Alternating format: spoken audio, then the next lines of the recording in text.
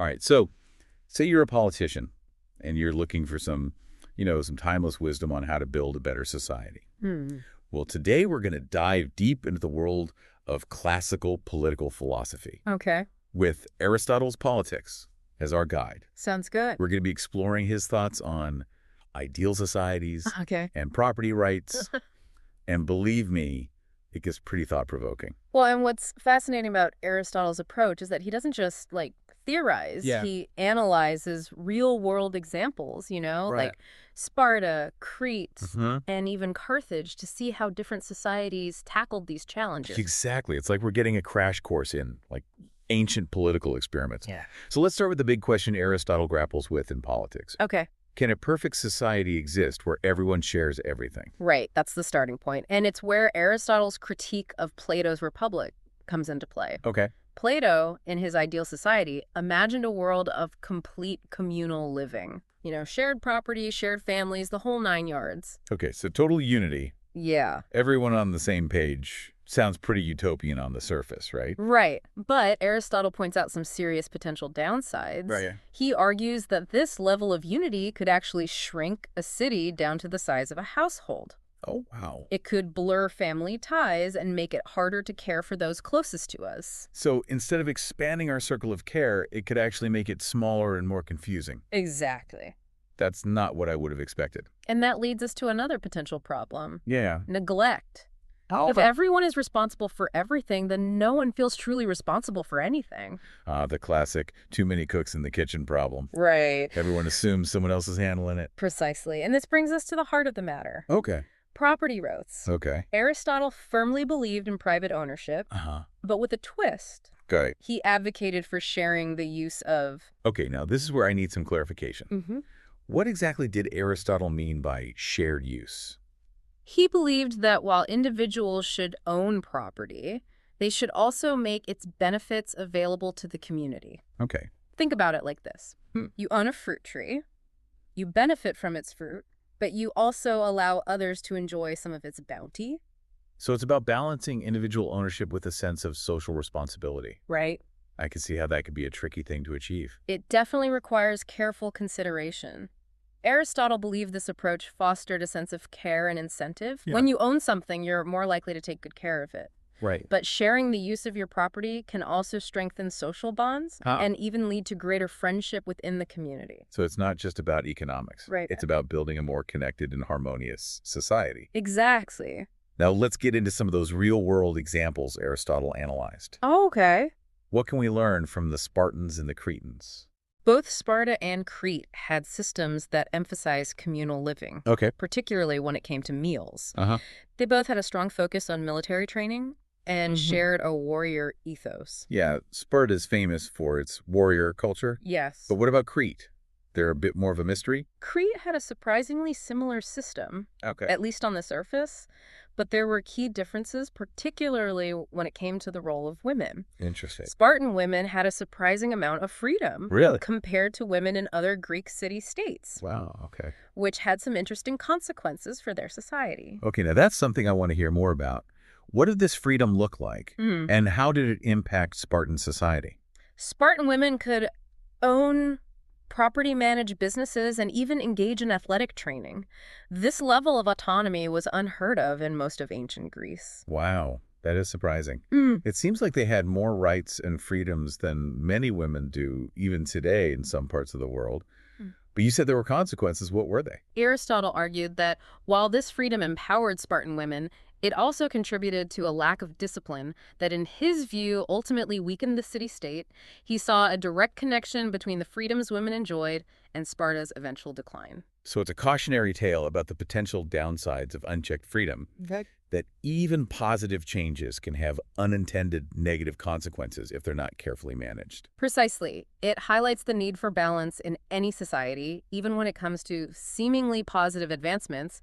Now, shifting gears a bit, let's look at another fascinating example, Carthage. While Sparta and Crete focus primarily on military strength. Carthage found a different path to stability. Okay, I'm intrigued what was so special about Carthage. They developed a unique system that blended meritocracy with wealth-based leadership. Their leaders were chosen not just for their abilities, but also for their financial resources. So it wasn't just about who was the most capable, but also who had the most resources to contribute. That's quite a different approach from what we're used to today. It is, and it raises important questions about the role of wealth and expertise in government.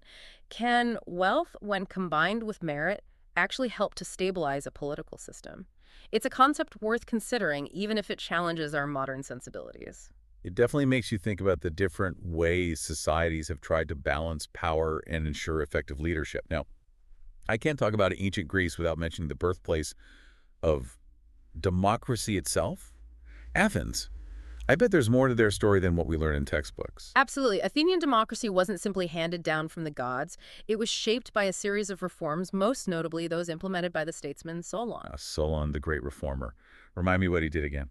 Solon tried to create a balanced system that incorporated elements of oligarchy, aristocracy, and democracy. He recognized the need to give different groups in society a voice, but he also aimed to prevent any one group from gaining too much power. So it was all about finding that sweet spot, that golden mean between different forms of government. Exactly. And while he laid the groundwork for Athenian democracy, it's debatable whether he intended for it to evolve in the way it did. This brings us to an important concept: the law of unintended consequences. Okay, that sounds intriguing. Tell me more about this law. It means that even the most well-intentioned actions can have unforeseen outcomes. Sometimes these outcomes can be positive, but often they can be negative or create new problems. In Solon's case, for example, the rise of Athenian naval power had a huge impact on their political system, shaping it in ways he likely never anticipated. So even the most brilliant leaders can't predict everything. They make the best decisions they can with the information they have, but there's always a chance things will go in a direction they didn't expect. That's a key takeaway for any leader. You have to be adaptable and willing to adjust course when faced with unexpected challenges or opportunities. Now, with all these examples in mind, Plato's radical communalism, Aristotle's emphasis on private property with shared use, and the real-world cases of Sparta, Crete, Carthage, and Athens, what insights can we distill for our politician listener who's trying to build a better society? That's the big question, isn't it? What timeless wisdom can we extract from these ancient political experiments? One crucial insight is that there's no one-size-fits-all solution. Every society has its own unique set of challenges and opportunities. What works in one context might fail miserably in another. Right, copying and pasting solutions from the past is rarely a good idea.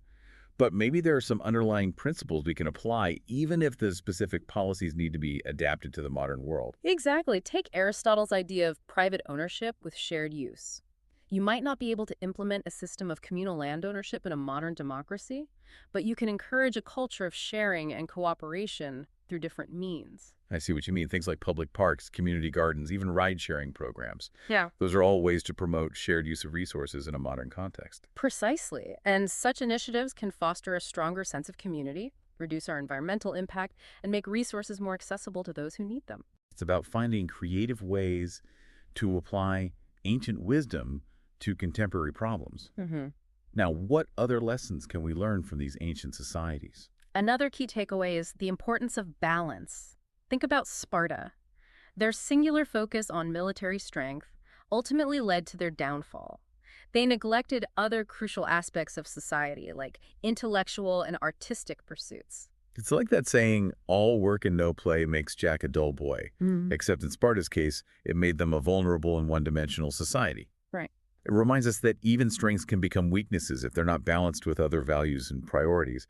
And then you have Athens, which went in the opposite direction and became almost too democratic, Yeah, leading to its own set of problems. exactly. Their system, while groundbreaking, was susceptible to instability and the tyranny of the majority. Right. So as a politician, finding that sweet spot, that golden mean, as Aristotle called it, Yeah. is crucial. Yeah. You need to consider the needs of all segments of society, not just the loudest or most powerful. That reminds me of our discussion about Spartan women. Their freedom had both positive and negative consequences for their society. Right. It seems like a balancing act is needed there, too. It is. Aristotle argued that the lack of discipline among Spartan women contributed to the city's decline. It underscores the idea that true freedom requires a balance of individual liberty and civic virtue responsibility, essentially. Yeah. It's a complex issue with no easy answers. Okay, so balance is key, but I'm still curious about the practical implications of all this. Yeah. For our politician listener. Sure. If you're trying to build a better society, what concrete steps can you take? One of the most powerful tools at your disposal is education. Yeah. Aristotle believed that a well-educated citizenry is the foundation of a thriving political community. That's a pretty consistent theme throughout history. Invest in your people and they'll invest in you. Right. But I imagine Aristotle had a specific vision of what education should look like. He believed education shouldn't be limited to just technical skills or vocational training. It should cultivate critical thinking, ethical reasoning, and a deep understanding of civic values.